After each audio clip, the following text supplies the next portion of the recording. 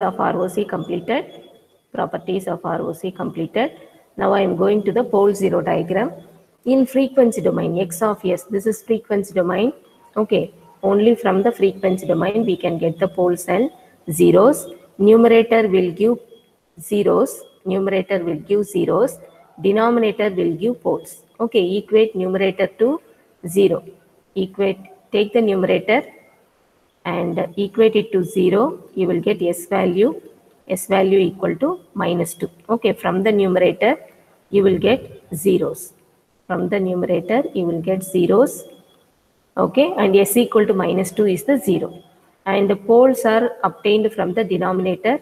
Take the denominator s square plus 2s plus 2.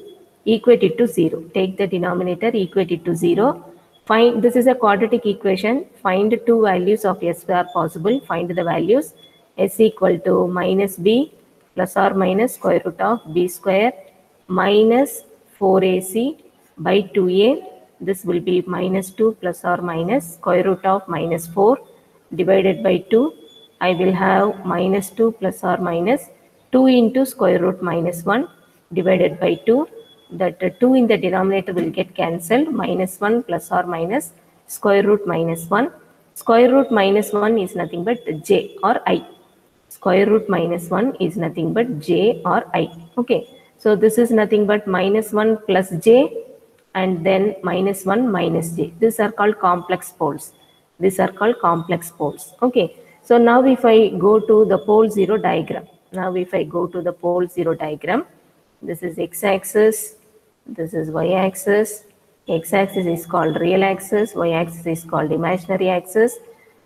You have calculated zeros. Minus 2, a 0 is present.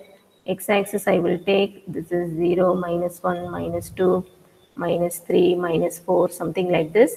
At minus 2, you have to put a circle. Zeros are represented by circles.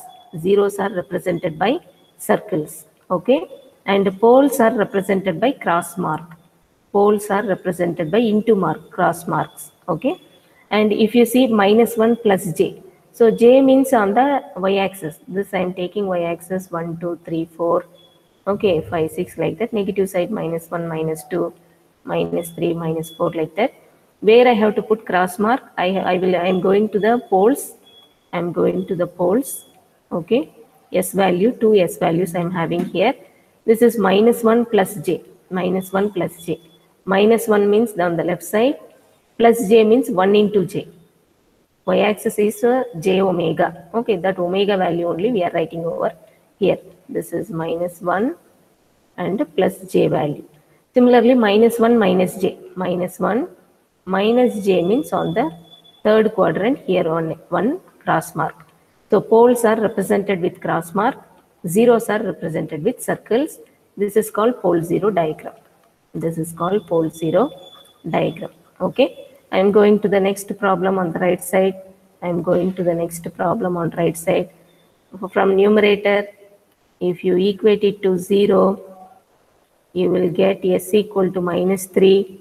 These are called zeros. Numerator will give zeros. From denominator, take the denominator. Okay, take the denominator, complete denominator, and equate it to 0. You will have s values. S equal to 0, minus 2, minus 1, and you are having square root of, okay, square root of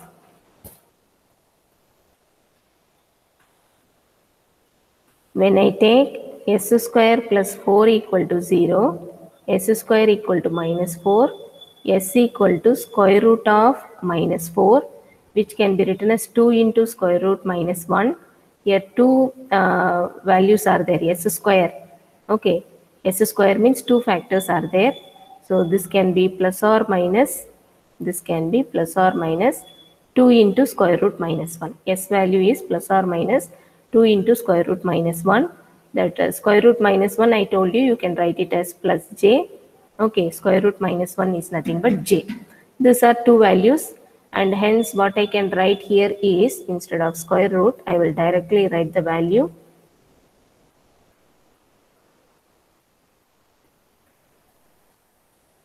If I take this particular term and if I operate this, I am getting plus or minus 2j as the poles. All these are poles. So if you see how many poles are there, 1, 2, 3, 4, 5. 5 poles are present. 5 poles are present. Okay. So now I will go with pole 0 diagram. Now I will go with pole 0 diagram.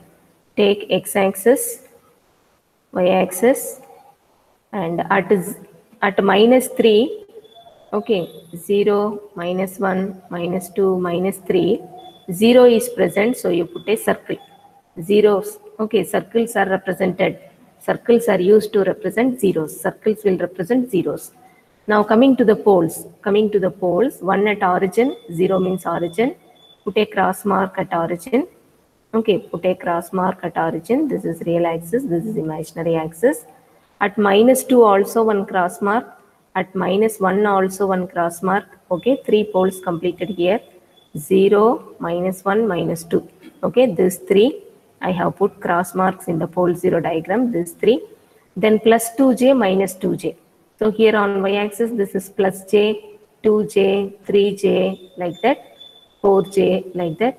This is minus j, minus 2j, minus 3j, minus 4j like that. Okay. Now real part here.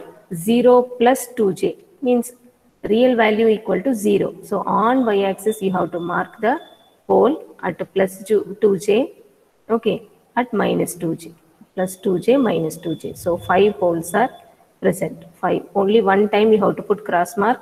If you put many cross marks, it looks like repeated. Okay, here we don't have any repeated thing. So 5 poles and 1 zeros are present. I have done the pole 0 diagram. Okay, this is how you have to find the poles and zeros for the given question. Okay.